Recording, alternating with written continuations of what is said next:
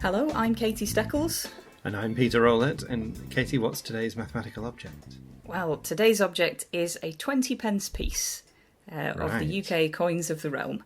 And I think this is a really lovely one because this is something you've probably held or touched or had in your pocket quite a lot if you live in the UK, and maybe don't realise that there's some quite nice maths going on with this. So in order to get to that, I'm going to have to start by not talking about a 20p for a good while. So starting off with a circle. Okay. So this is a 2D shape. It's round. It has lots of nice properties. I'm much more familiar with that as a mathematical object. So. Yes, well, exactly. And also other coins, like a 5p or a 10p. But one of the nice properties of the circle is that the diameter of the circle is the same no matter which direction you measure it in. Mm-hmm. And it's what's called a shape of constant width, which is to say whichever direction you measure the width of the shape, you get the same answer. And it's slightly interesting because there's a sort of related but not quite the same property, which is constant radius, I guess. So if you measure from the middle of a circle to the edge, whichever direction you measure in, you get the same thing. And that's in some sense the definition of a circle, right? We can define it as the set of all points that are up to the same distance away from a central point. But constant width is slightly different because it means that you might have something that doesn't have constant radius but does have constant diameter. And that means that in particular, well, shapes of constant radius, there's only the circle, but shapes of constant diameter, there are other shapes which have this property that aren't actually a circle. And this is quite nice because it means that they have some of the properties that a circle has. In particular, you could, for instance, if you're imagining, a shape that's sort of a flat piece of wood or whatever that has this property, you could put it between two rulers. In fact, if you had two of them, you could put both of them between two rulers and roll the rulers back and forwards along either side of the shapes, and the rulers would stay the same distance apart. And there's this kind of nice trick you can do where you say, I'm hiding this middle bit and you can see the rulers moving, what shape are the things inside? And there's no way you can tell that it's not just a circle, because this would obviously work with a circle as well. But whichever way up the shapes are, the diameter is the same.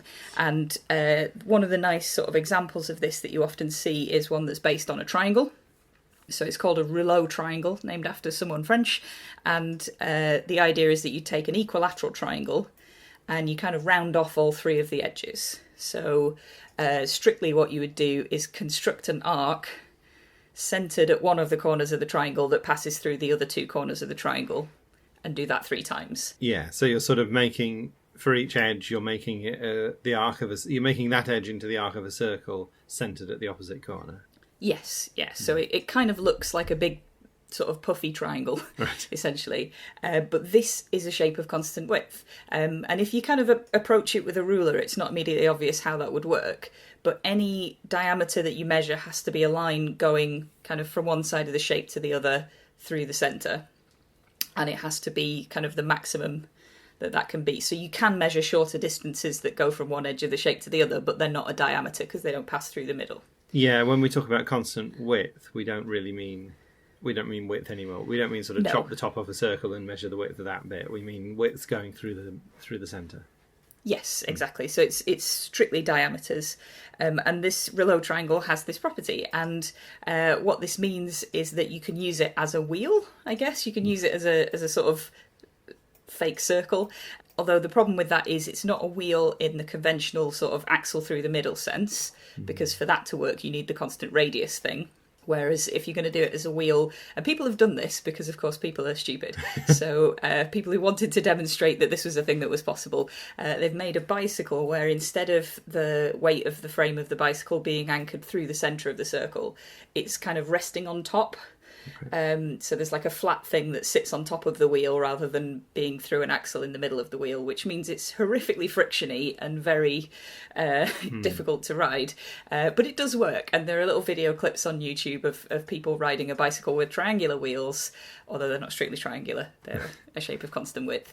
And it works, and you can just ride it around, which is kind of fun. So this, sort of picturing this object, so then basically the outside of it is these 3 bumpy sides that are really arcs of circles, and by definition each of them is the constant diameter from the opposite side, which is just a point of the triangle. Yeah, because And that's so how you wherever constructed it. Yeah, that's how you made it. Wherever you put your ruler, you're going to get that same measurement no matter what, by definition. Yeah, and it means you can also do this with other shapes as well. So if you have a 5-sided shape like a regular pentagon, you could put put a pair of compasses at one corner of it and construct an arc on the opposite face and so on. If you've got an odd number of sides, it's much easier. It is possible to do it with other shapes as well, like irregular shapes. Like I've seen one constructed on a 3-4-5 triangle, and one just kind of on an arbitrary kind of polygon that someone's constructed. It doesn't even have to be... I guess it does have to be a convex polygon in the sense that if it isn't, you just construct the bounding convex polygon and then build it on that or whatever.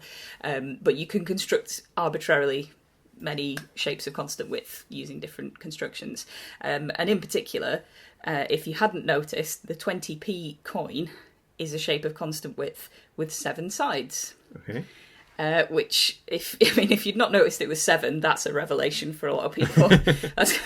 Whoa, the 7! Like, you think it's symmetrical. Well, because you don't exactly pay attention to it, do you? And you got this object in your pocket, and you think it must be sort of a hexagon or an octagon or something. Yeah. Because those are the shapes you're used to. And, but it's got that symmetry. It's got like a line of symmetry, but it's not got more than one. Essentially, it's kind of nice in that sense. And that is a shape of constant width, and it is often used for coins because. One of the ways that automated vending machines can detect which coin you've put in is by measuring the size of it. And it's very useful if you're doing that for the thing to have constant diameter, because you just drop it in a thing that measures the height of the thing, and it doesn't matter which way up it's landed, you get the same measurement in any direction. This is a slight bone of contention for me at the moment, because a couple of years ago they replaced the perfectly functional circular £1 coin in the UK with some kind of ridiculous 12-sided shape. And I think... Yeah, so you can construct shapes of constant width with an odd number of sides, but with an even number of sides, I don't think you can. Like it doesn't make sense in the same way. Because each vertex doesn't have an opposite side. Yeah, so that each vertex isn't opposite a face, I guess. So the coin that they've replaced it with is a 12-sided shape, and they've not even tried. It's got flat sides. Like it's just a dodecagon, which I guess is probably near enough to a circle that it kind of works in the machines and they can detect it, and there aren't any other UK coins that are near enough to it in size that it would confuse the machine and stuff like that. But it's incredibly dissatisfying to go from this perfect set of shapes that all have this wonderful property to having one that doesn't. But obviously people who work at the Royal Mint are not concerned with maths, so they're... I don't know. They just they made this decision. They think it maybe looks nicer or whatever. So the £1 coin is not a shape of constant width, but the 50p is. 50p is also a 7-sided shape. 20p is, and all of the other coins are, because they are circles. So, do you know why they aren't all circles? Is there a sort of... Is it just aesthetically nice to have? I think it's. I suspect there's more psychology and practicalities than maths in it, but it's probably something like, being able to easily tell them apart in your pocket and stuff like that. And also just to make things look visually different, I guess. Because I think if you're learning a new currency, one of the first things you have to do is recognise all the different coins, and if they all look very similar, it becomes quite difficult, and you have to squint at the tiny numbers on them. So it kind of helps, even if they get a bit worn and the numbers are worn off, you can still kind of easily identify them. And we do seem to have quite a few compared to some countries only have a smaller number of coins, right? We have quite a few. I guess we like our coins, though. We like the Royal Mint, and we enjoy having... There's all these myths about, it's illegal to deface a coin, and if you use a penny press at a museum, that's technically, breaking the law because you've defaced a coin of the realm. And all of these that are probably not even true, but people say these things anyway. Yeah. Well, I was thinking of there's a nice puzzle where you have to say how many ways you can make a dollar using all the American coins. So it could be two 50-cent coins, it could be a 50-cent coin and two 25-cent coins, and so on. And it's a little bit faffy, but it's not too bad, because they basically have 1, 5, 25, and 50, I think, as their coins, and so they're all multiples of, apart from the 1, they're all sort of multiples of each other in that way. So the 25 and the 50 are multiples of 5. So you don't have to think about how to make it from 3 pennies or 2 pennies or anything like that, because they don't have that. Yeah. And then I tried making a UK version of that puzzle, but we have 1p, 2p, 5p, 10p, 20p, and 50p. So it's like it just becomes this horrendous thing, because in order to work out, it's basically an iterative thing. So to work out each number, you have to have worked out the previous numbers. Well, if you only have to do multiples of 5, you've got a much easier job. But with the UK system, you have to do multiples of 2 and 5, which means you're doing almost every number up to 100, and it just becomes this much more horrible puzzle. And it sort of struck me that we have more coins than other people, certainly than America. I don't know how other countries. Yeah. I think they have got a 10-cent coin as well. Right. But yeah, they are all multiples of 5. It also ruins other puzzles as well. So one of my favourite coin-based puzzles was posed by a mathematician I know who used to get the bus regularly in Edinburgh. And essentially in Edinburgh they don't give change on the bus. So you get on and you kind of drop some coins into the thing at the front, and the driver kind of looks at it and goes, yeah, that's correct. And then they press a button and it just kind of drops into a vat of coins at the bottom. Exactly the same in Nottingham where I live. So. Yeah, there's no way for them to give change. So if you haven't got the right money, you have to pay more than the amount that you're supposed to pay. And this mathematician got on the bus and found that they didn't have exactly £1, and the fare was £1, and they had to pay slightly more than £1. And when she got to her seat, she sat down. She was like, "Right, I'm slightly annoyed now, but what's the most annoyed I could be?" So it essentially became this puzzle of what's the largest amount of money you can have without being able to make exactly £1. Right. And it's surprisingly quite a lot given the UK coins. And I'll leave that with people because it's quite a fun puzzle to work on. But I've had to also do it. I think someone invited me onto an American podcast to talk about some puzzles, and I was like, I've got to work out the answer to this in all these different currencies now. And I've done it in Europe in a couple of places, and there are a couple of countries in Europe where they've just abandoned the 1 and 2 cent coins because it's just too much faff. Like the amount of money it costs to make the coins is more than more than they're actually worth or something. So they've just said no, everything's a multiple of 5p now. So someone kind of took me to one side and said, "You do know there's no such thing as a 1 cent or 2 cent coin here." I was like, "What? This puzzle is rubbish now." So I had to kind of stand up and say, "So just imagine that you're using all of these coins and now do the puzzle."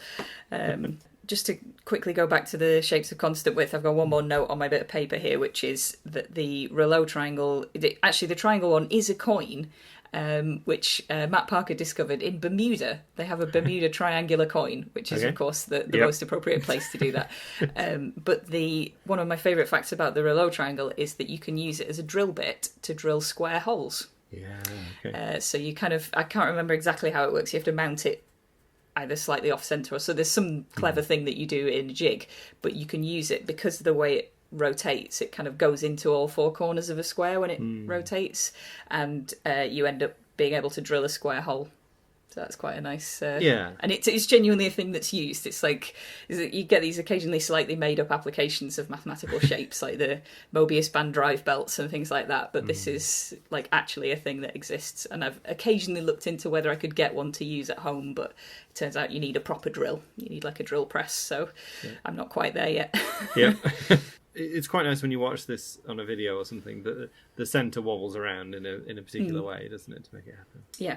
It's some kind of off-centre, something with gears, I imagine. Yeah. But sounds legit. Clever engineering. Cool. Yeah. Okay, so we're on Twitter. I'm at Peter Rowlett. And I'm at Steckles, and the podcast itself is at MathSubjects. And we both blog at aperiodical.com, which is also where you can get more episodes of this podcast. And if you would like to get in touch with us to suggest any other objects that we could talk about, or any other interesting facts about shapes of constant width, you can email objects@aperiodical.com. The music is Funk Game Loop by Kevin MacLeod, licensed under Creative Commons.